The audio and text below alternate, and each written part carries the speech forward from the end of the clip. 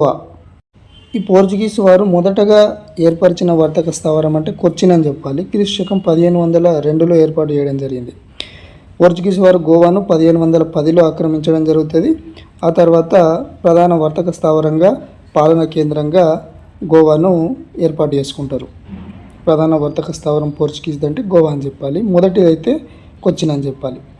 Albuquerque ఏ రాజు సహాయంతో బీజాపూర్ సుల్తాన్ను ఓడించాడు?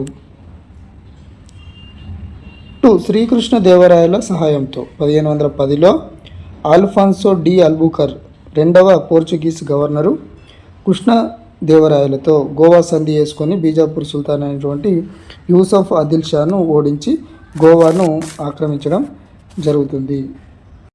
6th question, భారతదేశంలో యూరోపియన్ల ప్రధాన వర్తక స్థావరాల్లో తప్పుగా ఉన్నదాన్ని గుర్తించండి. 2. ఫ్రెంచ్